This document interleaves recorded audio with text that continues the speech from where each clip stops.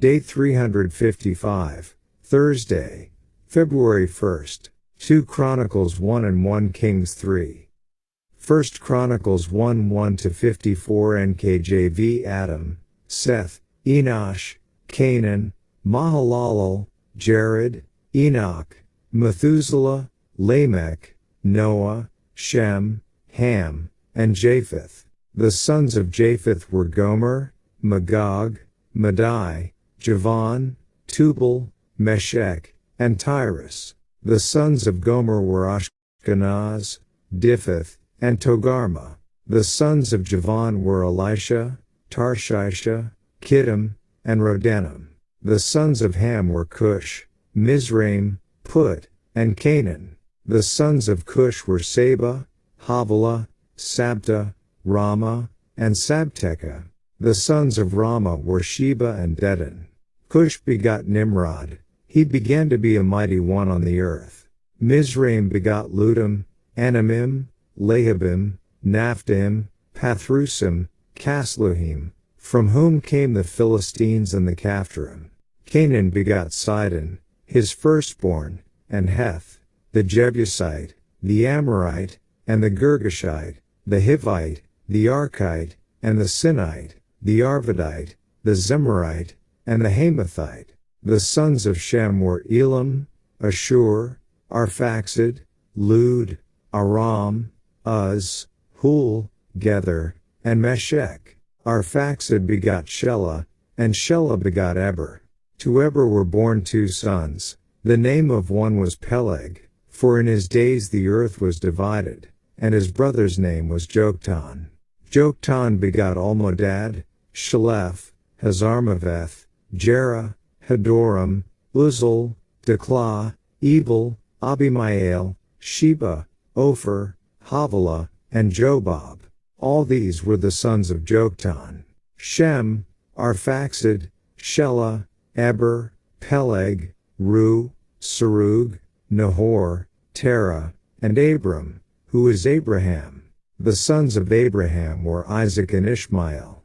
These are their genealogies. The firstborn of Ishmael was Nebaioth, then Kedar, Adbeel, Mibsam, Mishma, Dumah, Massa, Hadad, Tema, Jetur, Nephish, and Kedemah.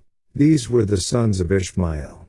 Now the sons born to Keturah, Abraham's concubine, were Zimran, Jokshan, Medan, Midian, Ishbak, and Shua. The sons of Jokshan were Sheba and Dedan. The sons of Midian were Ephah, Epher, Hanok, Abida, and Eldaah. All these were the children of Keturah. And Abraham begot Isaac. The sons of Isaac were Esau and Israel. The sons of Esau were Eliphaz, Ruel, Jeush, Halam, and Korah. And the sons of Eliphaz were Teman, Omar, Zephi, Gatam, and Kenaz, and by Timnah, Amalek. The sons of Ruel were Nahath, Zerah, Shammah, and Mizah. The sons of Seir were Lotan, Shobal, Zibeon, Anna, Disan, Ezer, and Dishan. And the sons of Lotan were Hori and Homam. Lotan's sister was Timnah. The sons of Shobal were Alian, Manahath, Ebal, Shephi, and Onam. The sons of Zibeon were Ajah and Anna. The son of Anna was Disan. The sons of Disan were Hamran, Eshban, Ithran, and Sharon. The sons of Ezer were Bilhan, Zavan, and Jaakan. The sons of Dishan were Uz and Aaron. Now these were the kings who reigned in the land of Edom before a king reigned over the children of Israel. Bela the son of Beor, and the name of his city was Dinhaba.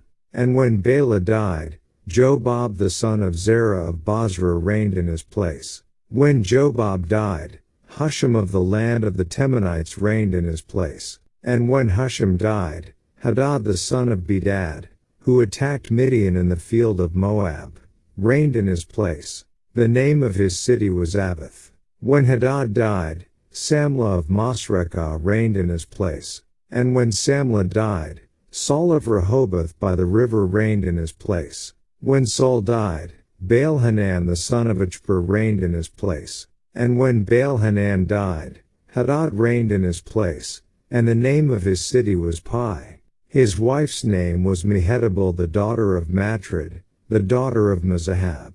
Hadad died also. And the chiefs of Edom were Chief Timnah, Chief Eliah, Chief Jethath, Chief Aholibamah, Chief Elah, Chief Pinon, Chief Kenaz, Chief Teman, Chief Mibzar, Chief Magdiel, and Chief Iram. These were the chiefs of Edom. 1 Kings 3:1-28 NKJV. Now Solomon made a treaty with Pharaoh king of Egypt, and married Pharaoh's daughter. Then he brought her to the city of David until he had finished building his own house, and the house of the Lord, and the wall all around Jerusalem. Meanwhile the people sacrificed at the high places, because there was no house built for the name of the Lord until those days. And Solomon loved the Lord, walking in the statutes of his father David, except that he sacrificed and burned incense at the high places. Now the king went to Gibeon to sacrifice there, for that was the great high place. Solomon offered 1,000 burnt offerings on that altar.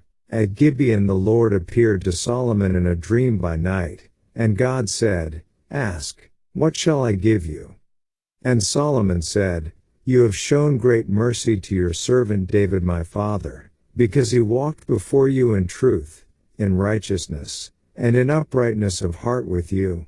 You have continued this great kindness for him, and you have given him a son to sit on his throne, as it is this day. Now, O Lord my God, you have made your servant king instead of my father David, but I am a little child, I do not know how to go out or come in. And your servant is in the midst of your people whom you have chosen, a great people, too numerous to be numbered or counted. Therefore give to your servant an understanding heart to judge your people, that I may discern between good and evil. For who is able to judge this great people of yours?" The speech pleased the Lord, that Solomon had asked this thing. Then God said to him, "Because you have asked this thing, and have not asked long life for yourself, nor have asked riches for yourself, nor have asked the life of your enemies, but have asked for yourself understanding to discern justice, behold, I have done according to your words. See, I have given you a wise and understanding heart, so that there has not been anyone like you before you, nor shall any like you arise after you. And I have also given you what you have not asked, both riches and honor, so that there shall not be anyone like you among the kings all your days. So if you walk in my ways, to keep my statutes and my commandments, as your father David walked, then I will lengthen your days." Then Solomon awoke, and indeed it had been a dream. And he came to Jerusalem and stood before the ark of the covenant of the Lord, offered up burnt offerings, offered peace offerings, and made a feast for all his servants. Now 2 women who were harlots came to the king, and stood before him. And one woman said, "O my lord, this woman and I dwell in the same house, and I gave birth while she was in the house. Then it happened, the 3rd day after I had given birth, that this woman also gave birth. And we were together, no one was with us in the house, except the 2 of us in the house. And this woman's son died in the night, because she lay on him. So she arose in the middle of the night and took my son from my side, while your maidservant slept, and laid him in her bosom, and laid her dead child in my bosom. And when I rose in the morning to nurse my son, there he was, dead. But when I had examined him in the morning, indeed, he was not my son whom I had born." Then the other woman said, "No, but the living one is my son, and the dead one is your son." And the first woman said, "No, but the dead one is your son, and the living one is my son." Thus they spoke before the king. And the king said, "The one says, 'This is my son, who lives, and your son is the dead one.' And the other says, 'No, but your son is the dead one, and my son is the living one.'" Then the king said, "Bring me a sword." So they brought a sword before the king. And the king said, Divide the living child in two, and give half to one, and half to the other. Then the woman whose son was living spoke to the king, for she yearned with compassion for her son. And she said, O my lord, give her the living child, and by no means kill him. But the other said, Let him be neither mine nor yours, but divide him. So the king answered and said, Give the first woman the living child, and by no means kill him. She is his mother. And all Israel heard of the judgment which the king had rendered, and they feared the king, for they saw that the wisdom of God was in him to administer justice. Daily Deep Dive. The UCG reading program states, the Egyptian pharaoh gives his daughter in marriage to Solomon, cementing an alliance between Egypt and Israel. In the ancient Middle East, political alliances were often ratified by the marriage of the son of one king to the daughter of another. Nelson Study Bible, note on 1 Kings 3:1.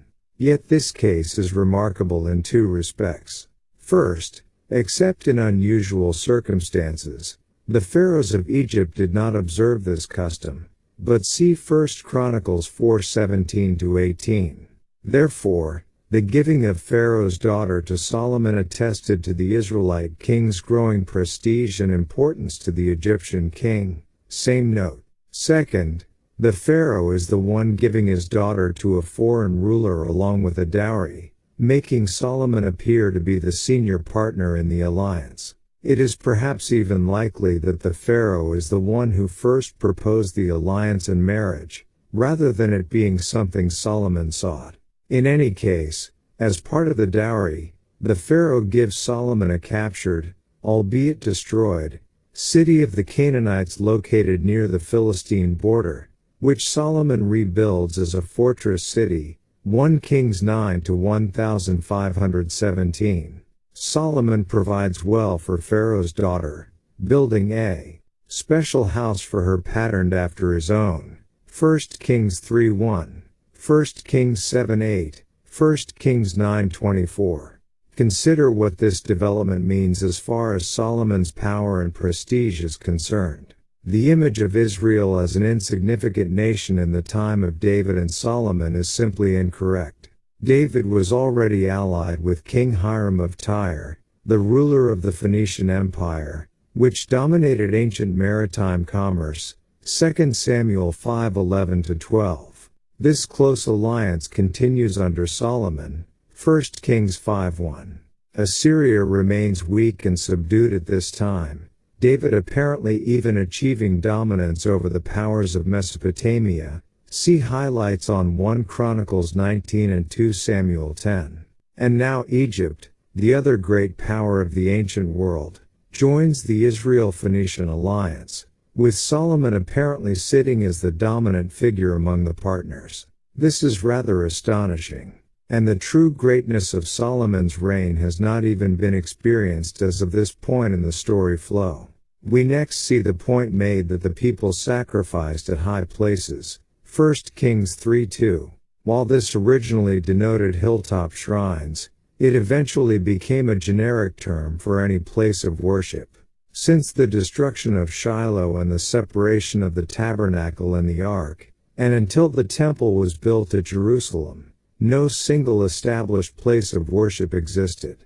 So multiple sites were employed for sacrificing and burning incense, perhaps even some formerly pagan worship places. Indication that the current practice of the people was not acceptable is found in 1 Kings 3:3, where we are told that Solomon loved the Lord, walking in the statutes of his father David, except that he sacrificed and burned incense at the high places. Still, Solomon's overall attitude at this time was one of seeking and obeying God. It should be noted that later righteous kings of Judah allowed such high places to remain, apparently not understanding the problem with them. The chief high place, that is, the main worship center, was now at Gibeon, since that is where the tabernacle and original bronze altar were currently located. 1 Kings 3:2-4. 2 Chronicles 1:3-6. Clearly this was an acceptable place of worship. Solomon goes there often in his early years as king to worship God. At one such visit, God appears to him in a dream and offers to grant him whatever he wants. Solomon focuses on the immense task of governing the people, and has the humility and sense, thanks to his father David's instructions.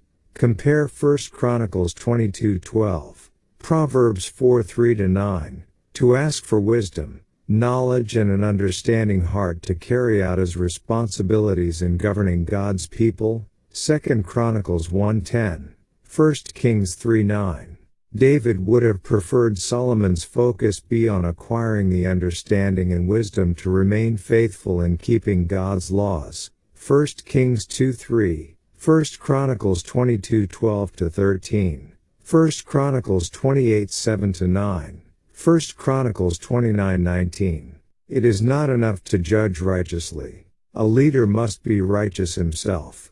Nevertheless, God is impressed with Solomon's unselfish request at this point, and not only grants him knowledge and wisdom, but also the tremendous riches and honor he could have asked for. And if he should continue in God's way, he would also be granted a long life. 1 Kings 3:14. An example of the wisdom to judge that God granted the king is shown in the case of the two prostitutes and the baby, a case still famous even among those with little biblical knowledge. And 1 Kings 3:14, the previous promises of riches, etc., were absolute. However, this promise, to lengthen his days, was conditional on his obedience to God.